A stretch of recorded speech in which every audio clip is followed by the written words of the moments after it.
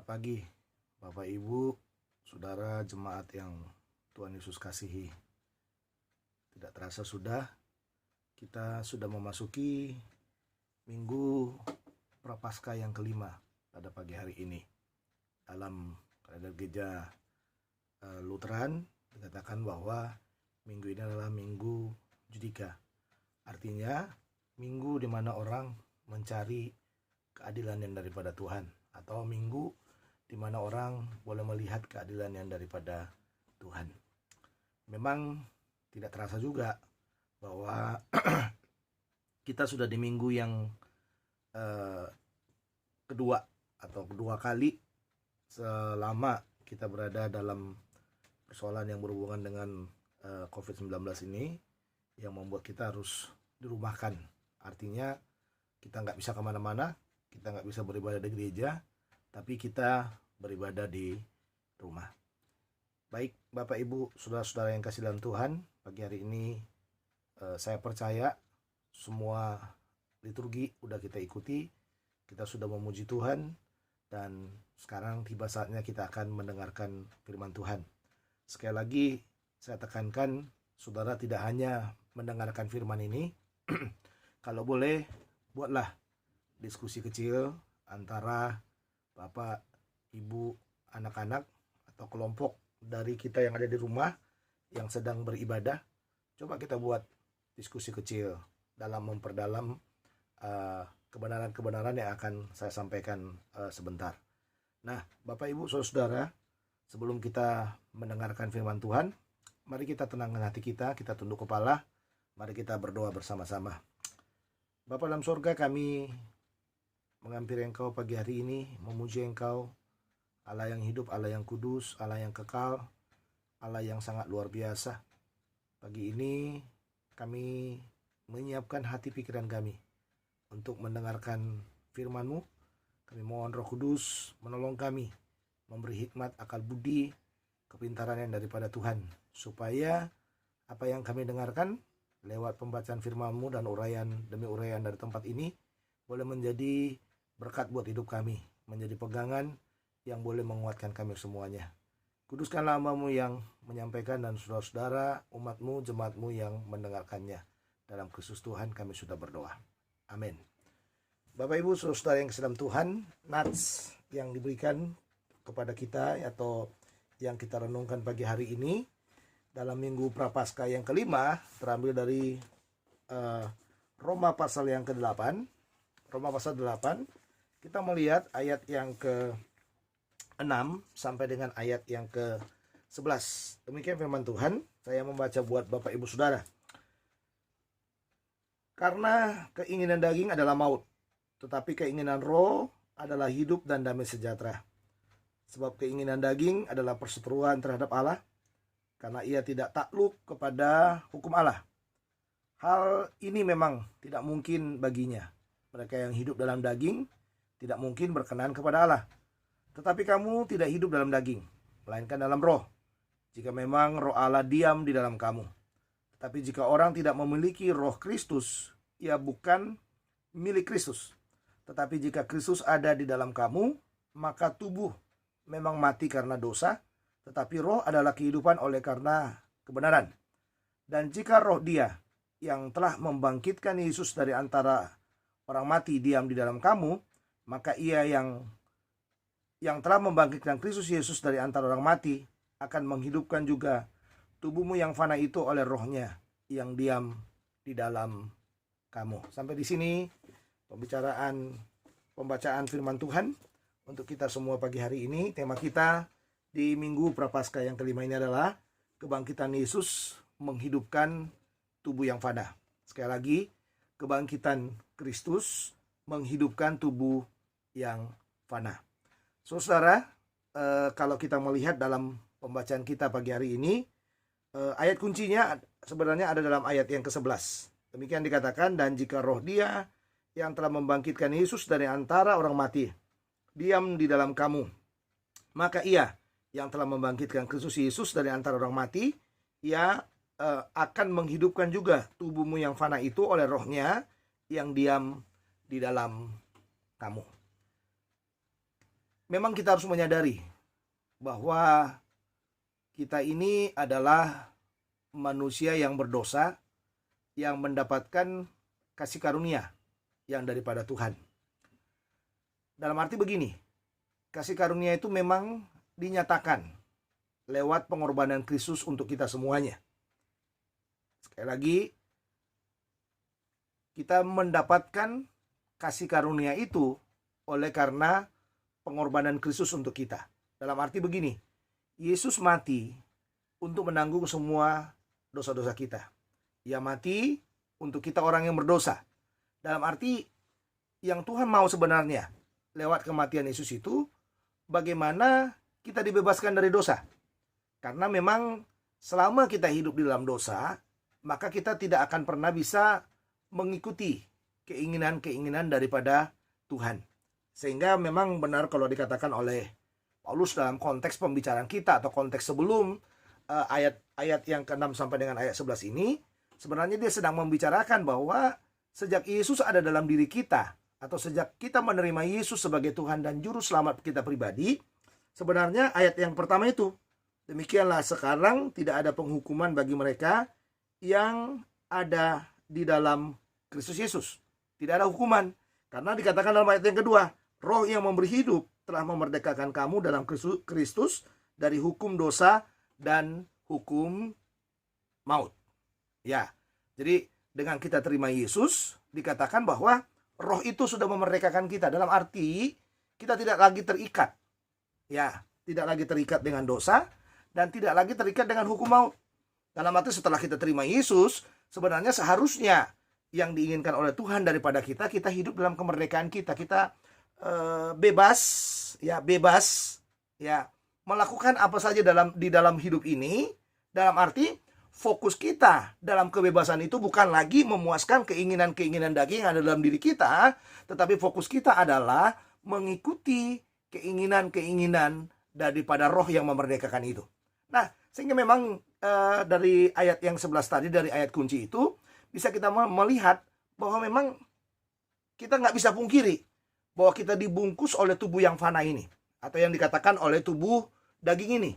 Dalam arti begini, tubuh daging ini memang sangat dominan berkuasa. Dalam arti tubuh daging ini seringkali mencelakakan kita, seringkali menuntun kita untuk hidup dalam dosa, seringkali membuat kita mengikuti keinginan-keinginan dunia ini. Karena apa? Karena keinginan daging ini. Tetapi dikatakan garansi bagi kita orang-orang percaya sebenarnya dikatakan dalam ayat 11 tadi, jika dikatakan begini, dan jika Roh Dia yang telah membangkitkan Yesus dari antara orang mati diam di dalam kamu. Kata kunci yang gini, dikatakan Roh Kristus itu dengan kita terima Yesus sekarang diam di dalam diri kita. Ya, sekarang diam di dalam diri kita. Dalam arti Roh Kristus itu sebenarnya sekarang jauh lebih dominan. Dari apa? Dari keinginan-keinginan daging yang mengikat kehidupan kita itu. Makanya dikatakan, maka Ia yang telah membangkitkan Kristus Yesus dari antara orang mati akan menghidupkan juga menghidupkan tubuhmu yang fana itu oleh Roh-Nya yang diam di dalam kamu. Menghidupkan tubuhmu yang fana. Ya, tubuh yang fana tadi yang saya katakan itu adalah tubuh daging itu. Jadi dikatakan menghidupkan tubuh yang fana ini. Ya, jadi Kristus lewat kebangkitan kita tidak hanya memerdekakan kita dari dosa, tapi ternyata dikatakan bahwa Kristus itu juga membangkitkan kita dari tubuh yang fana ini. Nah, memang banyak orang saudara membuat tafsiran bahwa kebangkitan yang disebutkan di dalam bagian ini, ya kebangkitan tubuh yang fana itu, ada banyak orang berkata bahwa itu akan dilakukan, akan dikerjakan oleh Yesus nanti pada waktu kedatangannya yang kembali. Dalam arti waktu Dia mengubah tubuh dosa ini menjadi, atau tubuh daging ini, tubuh dosa atau tubuh daging ini menjadi tubuh mulia, atau tubuh yang sifatnya mulia, tubuh yang sifatnya hampa dari yang namanya dosa. Satu sisi ada orang yang mengatakan seperti itu. Itu tidak salah memang, ya, karena memang puncak dari semuanya itu keinginan-keinginan kita adalah pada waktu tubuh dosa ini berubah menjadi tubuh kemuliaan. Tetapi sebenarnya kalau kita melihat dari pembicaraan konteks ini, seluruh perikop ini dari ayat 1 sampai dengan ayat yang ke-17 itu, sebenarnya di dalam bagian ini Paulus tidak hanya menekankan tubuh fana, perubahan daripada tubuh fana itu kepada tubuh kemuliaan itu pada waktu masa eskatologi saja, tetapi yang paling ditekankan adalah yang sekarang. Dan arti begini saudara, yang saya mau tekankan kepada saudara, kita harus sadari bahwa diri kita ini satu sisi ada tubuh fananya, atau tubuh yang kita katakan tubuh jasmani kita inilah. Itulah mungkin yang akan kita katakan tubuh fana itu, atau tubuh yang menutupi, atau tubuh yang bisa kelihatan ini. Itulah yang kita katakan tubuh fana itu. Nah, tapi satu sisi lagi, kita harus percaya juga bahwa kita punya tubuh roh. Dan saya percaya juga, kalau dikatakan kita terima Yesus, kita tidak terima Yesus dalam tubuh yang fana ini. Tapi kita terima Yesus di dalam roh kita. Makanya tadi dikatakan, demikianlah sekarang tidak ada penghukuman bagi mereka yang ada dalam Kristus Yesus, roh yang memberi hidup. Ya, roh yang memberi hidup telah memerdekakan kamu dalam Kristus dari hukum dosa dan hukum maut.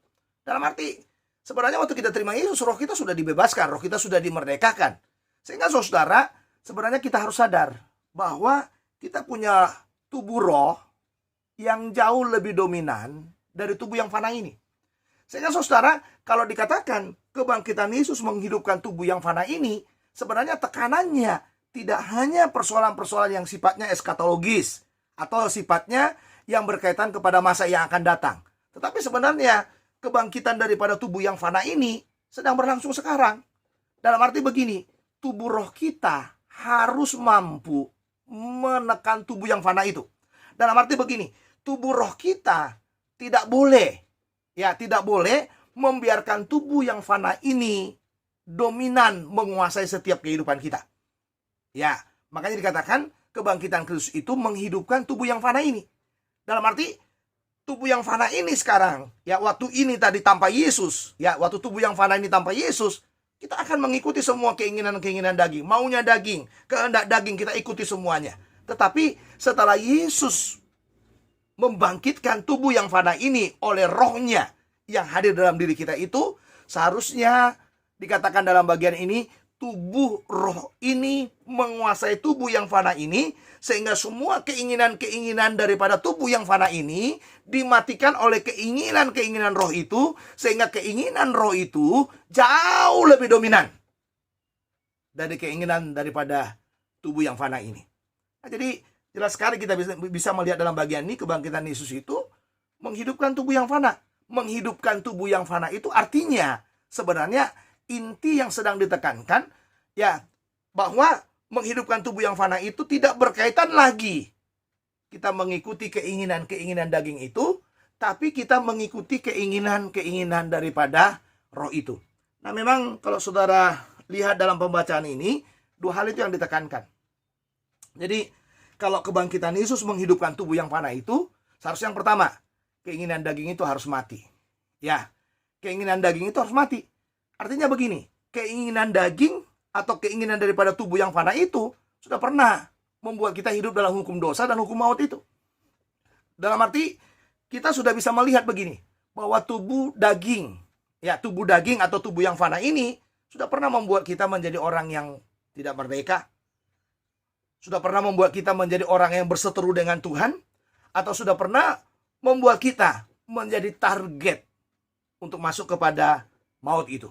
Tetapi saudara, Yesus membangkitkan tubuh yang fana itu.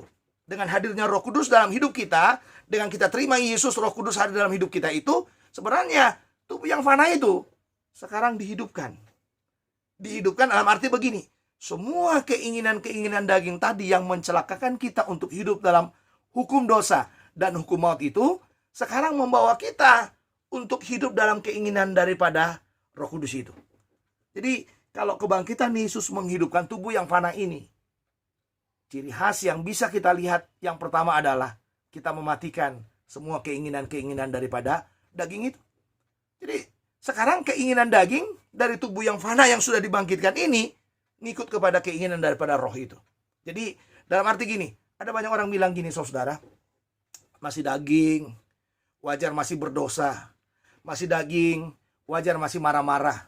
Masih daging, Wajar kita mungkin masih melakukan keinginan-keinginan yang bertentangan dengan Tuhan. Masih daging, wajar mungkin kita katakan, ya saya bisa melakukan keinginan-keinginan, maunya memuaskan diri kita dengan keinginan-keinginan kita. Masih daging, wajar saya berzina. Masih daging, wajar saya selingkuh. Masih daging, wajar saya melakukan hal-hal yang tidak senonoh. Masih daging, wajar saya tidak mengikuti aturan-aturan dalam hidup saya ini. Saya harus memuaskan keinginan-keinginan daging ini. Sebenarnya saudara, itu pernyataan-pernyataan yang menurut saya adalah pernyataan yang salah. Pernyataan yang sebenarnya menjebak kita kepada apa? Kepada keinginan daripada tubuh yang fana ini. Ya, untuk apa? Untuk terus, ya ini dia katakan, untuk terus menjajah kita. Seharusnya kita harus menyadari Roh Kudus ada dalam hidup kita. Kita terima Yesus, ada Roh Kudus dalam hidup kita, seharusnya tidak lagi mati, saudara. Jadi dalam arti begini, kalau kita tubuh yang fana ini sudah dibangkitkan oleh Kristus, berarti kita harus mampu mematikan semua keinginan-keinginan daging itu. Dalam arti kita tidak lagi mengikuti keinginan-keinginannya. Karena apa? Karena sekarang keinginan daripada roh itu jauh lebih dominan dalam hidup kita. Jadi kebangkitan Yesus menghidupkan tubuh yang fana. Ciri khas yang pertama yang kita lihat, semua keinginan-keinginan daging dalam diri kita mati. Yang kedua adalah, ya bukan hanya keinginan-keinginan daging itu mati, tapi sebenarnya saudara yang paling bagus adalah kita sekarang berjalan dengan keinginan roh itu. Dalam arti, itu yang dikatakan dalam ayat yang ke-9, tetapi kamu tidak hidup dalam daging, melainkan dalam roh. Jika memang roh Allah diam di dalam kamu. Tetapi jika orang tidak memiliki roh Kristus, ia bukan milik Kristus. Tetapi jika Kristus ada di dalam kamu, maka tubuh memang mati karena dosa, tetapi roh adalah kehidupan oleh karena kebenaran. Jadi sekarang saudara, kita hidup oleh roh. Kita tidak lagi hidup oleh keinginan-keinginan kita, hidup oleh roh. Artinya begini, kita sekarang mengikuti semua keinginan demi keinginan roh di dalam hidup kita. Makanya itu tekanan utamanya adalah sebenarnya orang percaya itu harus dekat dengan Tuhannya. Orang percaya itu harus bersekutu dengan roh Allah yang ada dalam dirinya. Orang percaya itu harus benar-benar terikat penuh dengan apa? Dengan roh Kristus itu. Jadi tidak begini. Tidak hanya misalnya gini, hari Minggu kita benar-benar terikat dengan Roh Kudus. Nanti hari Senin, Selasa sampai Sabtu kita mengikuti keinginan-keinginan dari tubuh yang fana ini. Nah, Tuhan sudah membangkitkan tubuh yang fana ini sehingga keinginan-keinginan daripada Roh Kudus itu jauh lebih dominan untuk mematikan daripada keinginan daripada tubuh yang fana itu. Makanya tadi saya katakan dari sejak awal bahwa persoalan kebangkitan menghidupkan tubuh yang fana ini menjadi tubuh kemuliaan itu memang itu persoalan eskatologis. Tetapi saudara, inti utamanya adalah yang ditekankan yang sekarang dalam konteks kita. Dalam arti bagaimana kita memanfaatkan kehadiran daripada Roh Kudus itu menghidupkan tubuh yang fana ini untuk mengikuti apa? Keinginan demi keinginan daripada Roh Kudus. Makanya ciri yang kedua dari orang yang sudah dibangkitkan atau dihidupkan dari tubuh yang fana ini, sebenarnya ciri yang kedua yang ditekankan dalam bagian ini berkaitan dengan bagaimana dia mengikuti semua keinginan-keinginan daripada Roh Kudus, bagaimana dia mengikuti kehendak daripada Tuhan setiap hari, sehingga tubuh yang fana itu mulai tertekan. Keinginan-keinginan dosa atau hukum dosa yang ada dalam tubuh yang fana itu mulai tertekan. Sekarang tubuh yang fana itu dikatakan kebangkitan Yesus tadi menghidupkan dia untuk apa? Untuk mengikuti keinginan daripada roh. Ya. Jadi roh itu sudah menghidupkan kita karena dia ada dalam diri kita, menghidupkan tubuh yang fana ini, tubuh yang tadi semua keinginan-keinginannya adalah hukum dosa dan hukum maut itu, sekarang kita dibawa oleh Roh Kudus untuk mengikuti keinginan daripada Roh Kudus. Jadi keinginan daripada Roh Kudus itu sudah tentu berkaitan bagaimana kita melakukan, mengerjakan kehendak Allah dalam hidup kita. Jadi tidak ada dalam hidup kita setiap hari kita bangun dari tidur kita atau kita melakukan aktivitas kita lebih dominan mengikuti keinginan-keinginan negatif dari tubuh yang fana ini. Jadi sekarang tubuh yang fana ini sebenarnya positif dia. Positif. Kenapa positif? Karena dikatakan tadi ada roh Allah di situ. Ada roh Allah yang benar-benar sudah menghidupkan tubuh yang fana itu, sehingga semua keinginan daripada Tuhan, keinginan daripada roh itu sekarang diikuti oleh tubuh yang fana itu.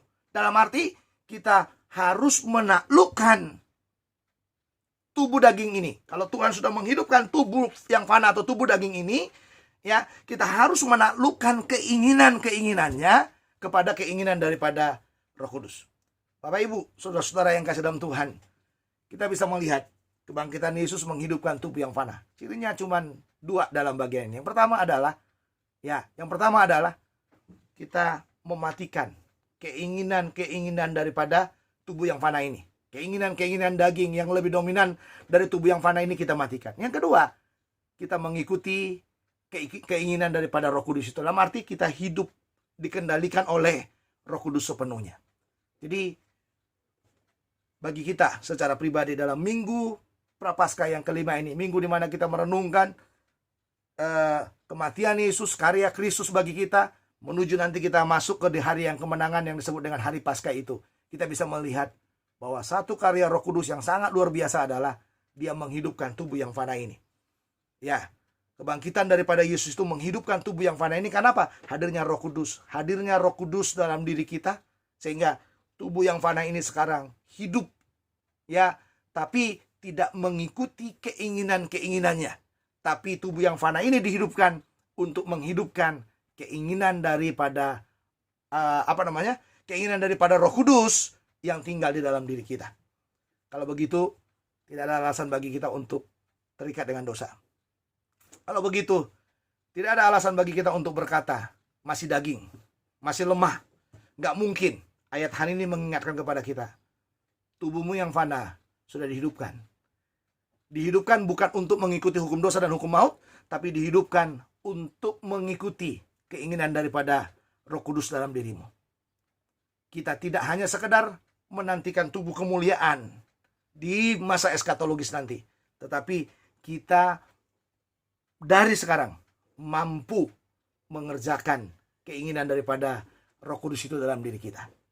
Kalau begitu, apa yang kurang lagi? Saya rasa tidak ada yang kurang. Karena memang kebangkitan Kristus itu melengkapi segalanya. Melengkapi yang kurang dalam tubuh ini. Dan sekarang selama kita hidup, diberi garansi Roh Kudus menjamin bahwa kita sekarang bisa bergerak dengan keinginan daripada Roh Kudus dalam hidup kita. Bapak Ibu Saudara yang dikasihi oleh Tuhan, biarlah firman Tuhan ini menjadi firman yang boleh menguatkan, meneguhkan, meyakinkan kita bahwa sekarang kita adalah orang-orang yang merdeka di dalam roh.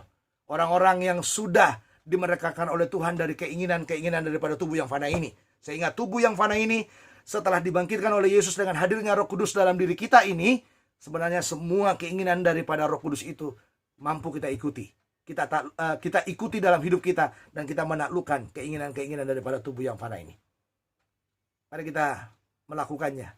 Kita taat kepada keinginan daripada roh itu. Ingat baik-baik, salah satu latihan yang kita hadapi sekarang ini sebenarnya adalah dengan kita disuruh diam di rumah.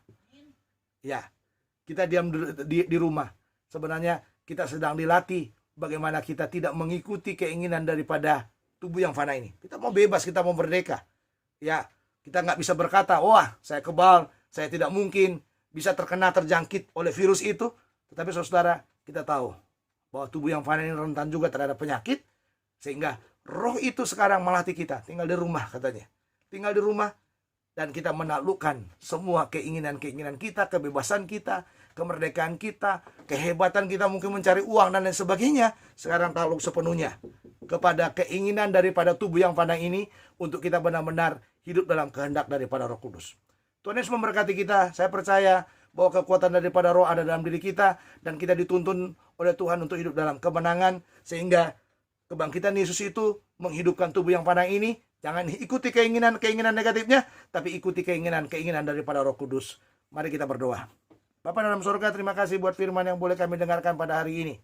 Biarlah Roh Kudus terus boleh menghidupkan tubuh yang fana ini untuk kami boleh mengikuti keinginan-keinginan daripada Roh Kudus, bukan keinginan-keinginan dari tubuh daging yang membuat kami berdosa atau terikat dengan hukum dosa dan hukum maut. Tetapi kami mau belajar bagaimana Tuhan menolong kami untuk kami berjalan dengan keinginan daripada Roh Kudus. Terima kasih buat firman-Mu, meteraikan dalam hati kami, berkati jemaat-Mu, berkati umat-Mu, berkati semua jemaat-jemaat-Mu dimanapun mereka berada. Biar tangan kasih Tuhan memberkati mereka sepenuhnya. Khususnya kami, Jemaat Pokok Anugerah, kami berdoa ya Tuhan, supaya kami dimerdekakan oleh Tuhan, ditolong oleh Tuhan, untuk kami boleh berjalan dengan keinginan-keinginan daripada Roh Kudus dalam hidup kami setiap harinya. Terima kasih, terpujilah nama-Mu, dalam Kristus Tuhan kami sudah berdoa. Amin.